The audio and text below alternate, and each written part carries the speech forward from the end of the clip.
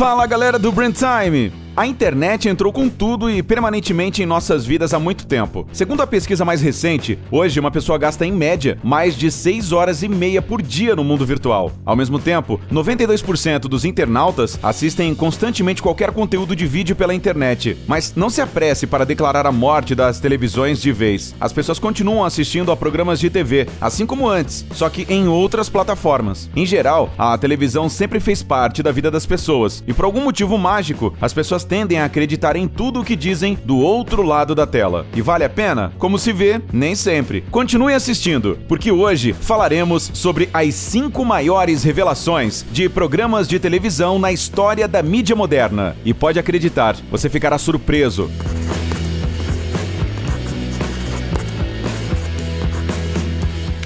Man vs Wild.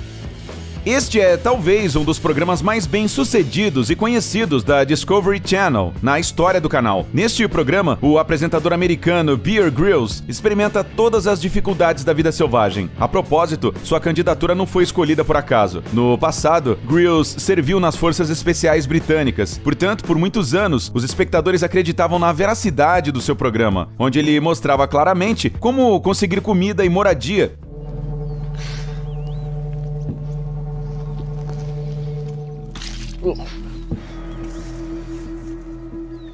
em um ambiente completamente desconhecido. Por exemplo, em uma ilha deserta após um acidente de avião. Infelizmente, depois que o programa acabou, descobriu-se que a maior parte dele foi construída com base em cenas falsas. Bem, em primeiro lugar, na vida real, Grylls não é um especialista em sobrevivência, como havia sido dito desde o início das filmagens do programa. Na verdade, ele nunca nem se interessou por este assunto antes. De fato, ele serviu 3 anos no Serviço Aéreo Especial Britânico, mas isso não é suficiente para se considerar um especialista numa tarefa tão difícil, que exige muita experiência. Em segundo lugar, verificou-se que nos bastidores do programa, Grylls nem sempre vivia em condições tão selvagens, como foram anunciadas no programa. Muitas vezes, seu ambiente de sobrevivência não era uma selva perigosa, mas um quarto de hotel com serviço de spa. O que você acha desse extremo todo? Em terceiro lugar, nem todas as técnicas mostradas por Grylls no programa são aplicáveis na prática. Por exemplo, em um dos episódios filmados no deserto africano, o apresentador mostra que em condições de seca, a água pode ser obtida nas fezes de um elefante.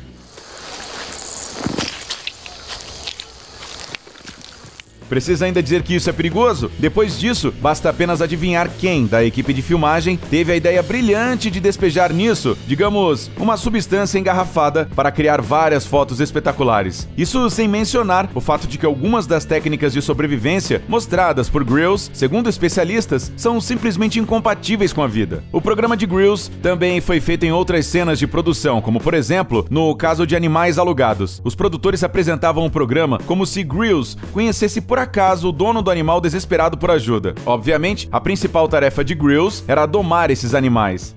And if he threw it, that quick thinking probably saved his life. O que ele fazia de maneira brilhante, até porque eles já haviam sido pré-treinados. Isso não parece muito inspirador, não acha? Bem, se depois de tudo isso você ainda tem alguma dúvida sobre a falsidade desse programa, então vale a pena dizer que em 2008 o próprio Grylls admitiu sua culpa por filmar as cenas falsas. Depois de toda essa revelação, você ainda sente vontade de assistir a esse programa? Talvez sim, porém mais como um filme do que como um guia de sobrevivência. Pawn Stars.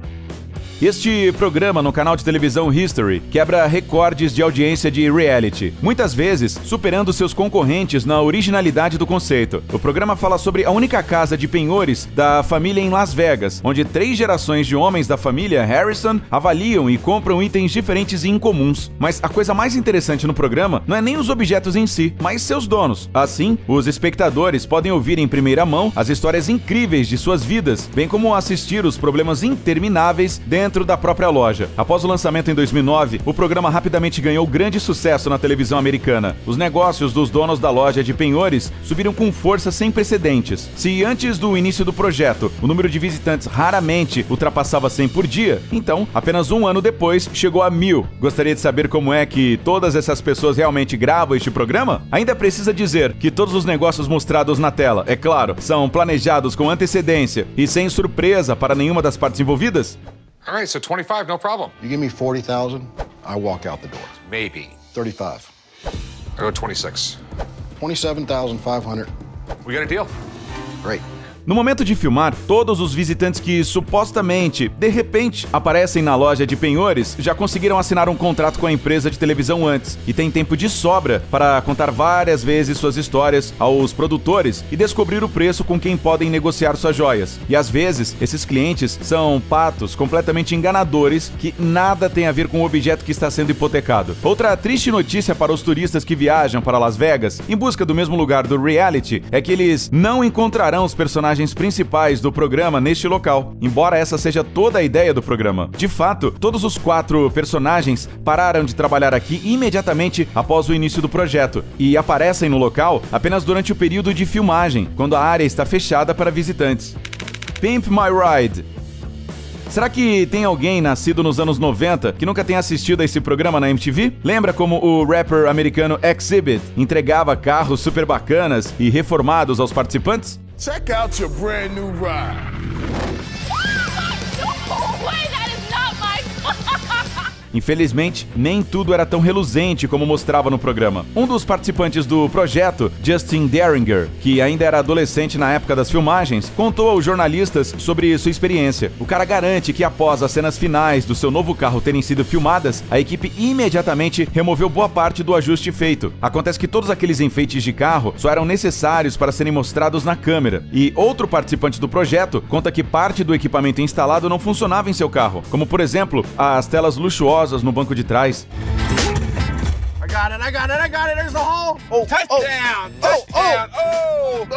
Às vezes, chegava a ser absurdo, algo como instalar um tubo de escape falso no lugar de um silenciador, que o carro não tinha. Os especialistas do programa provavelmente devem ter decidido que, afinal de contas, a coisa principal era parecer bacana. Você acha que essa enganação toda para por aí? Não para não. Lembra das cenas emocionantes que Xzibit aparecia de repente na porta da casa do próximo participante, antes de mostrar a ele um carro novinho em folha? Então, acontece que muitas vezes essas casas nem sequer pertenciam aos participantes. De fato, as cenas foram filmadas em locais anteriormente filmados pelos produtores, e os momentos de explosões eufóricas durante o recebimento do carro novo eram frequentemente retiradas da 3ª ou 5ª tomadas, após instruções para mostrar mais entusiasmo. A propósito, outra revelação importante que é relevante para todos os programas é sobre essas mudanças e reformas repentinas que acontecem do dia para a noite. Você realmente pensou que todo esse milagre acontece em alguns dias, assim como no próprio programa? Mas não é bem assim. No Pimp My Ride, por exemplo, os participantes tinham que esperar pelo menos 6 meses por seus carros. Hell's Kitchen. Você não precisa ser fã de culinária para conhecer esse cara de primeira vista, até porque muitos memes foram feitos com ele. Gordon Ramsay é conhecido em todo o mundo por seu caráter explosivo e pelo hábito de gritar exaustivamente com os cozinheiros por qualquer erro que tenham cometido. O programa mais famoso com sua participação, chamado Hell's Kitchen, está na televisão americana pela 18ª temporada consecutiva e nunca deixa de agradar ao público. A sua principal trama é a competição dos participantes pela posição de chefe em um restaurante famoso, onde as cenas da cozinha profissional são substituídas por um drama sem fim no âmbito do reality show. Vamos tentar descobrir o quanto disso é realmente verdade? Vamos começar com o fato de que nunca ninguém esteve envolvido em uma briga com Ramsay na história do programa, mesmo que alguém quisesse. Come on with the Wellingtons. Isso é simplesmente impossível. No set, o chefe está cercado por um exército de guarda-costas, que corta logo pela raiz qualquer tentativa de agressão contra ele. No entanto, a atmosfera psicológica no programa realmente deixa muito a desejar. E não é por menos, os participantes ficam esperando por noites sem dormir, ouvem gritos constantes de Ramsay, além do monitoramento das câmeras durante 24 horas por dia. O estresse a que os concorrentes são expostos é tão grande que muitos deles começam a fumar bem no set. Na segunda temporada, por exemplo, havia apenas 2 fumantes entre os participantes, e no final da temporada, esse número subiu para 10. Talvez você pense, mas todo esse estresse provavelmente vale a posição de um chefe em um restaurante bacana, mas nem tudo é tão simples. Acontece que mesmo em caso de vitória, o recebimento do prêmio não é garantido. Isso aconteceu no caso da vencedora Holly Eugade, que participou da 7ª temporada do programa. A jovem recebeu o cargo de chefe em uma das instituições mais famosas de Londres, chamada Savoy, mas não conseguiu um visto para trabalhar no Reino Unido. Holly criticou criticou Gordon Ramsay e o acusou de simplesmente não querer vê-la em um de seus estabelecimentos mais respeitáveis. Em vez de um cargo, Holly recebeu uma compensação monetária. E aqui vai mais um detalhe revelador. Você acha que os erros de cálculo na culinária são inteiramente culpa dos participantes? Muitas vezes, os produtores tomam medidas sujas. Por exemplo, trocam os ingredientes da cozinha a fim de esquentar o clima no set. A propósito, o restaurante onde os participantes competem uns com os outros não é um restaurante de verdade, mas um pavilhão de filmagem comum. Storage Wars. O conceito deste show é baseado em um negócio desenvolvido nos Estados Unidos com o armazenamento de pertences pessoais em armazéns especiais. Só quando ninguém paga pela utilização das instalações durante muito tempo é que o seu conteúdo tem que ser vendido em leilão. Este é o principal conceito do programa, que se concentra em tesouros antigos de armazéns e pessoas que tentam se apossar deles. E pode acreditar, as emoções aqui se esquentam e muito. So you can give me some problems, motherfucker. Give me any because I don't need you. Oh. Bem, pelo menos é isso que mostra na tela da TV. De fato, tudo aqui é muito mais banal. Os itens incríveis que os organizadores de leilão supostamente encontram subitamente em armazéns são encontrados e estrategicamente colocados com antecedência. That's it. You got it. Okay. Wow, look at that. You got beans and everything. A maioria das cenas, incluindo leilões emocionantes, são filmadas de acordo com o roteiro. E além disso tudo, muitas vezes quem paga pelo lance é o próprio canal e não o participante do leilão, que faz parte das filmagens. Ou seja, isso significa que tudo o que acontece na tela não passa de uma grande farsa, organizada pelos produtores. Será que ainda vale a pena assistir a esses programas, classificados de reality, depois de tais revelações? Isso dá muita dúvida. Dá até para classificar todos esses programas com gêneros de filmes fictícios, já que eles são tão fantasiosos quanto esses filmes.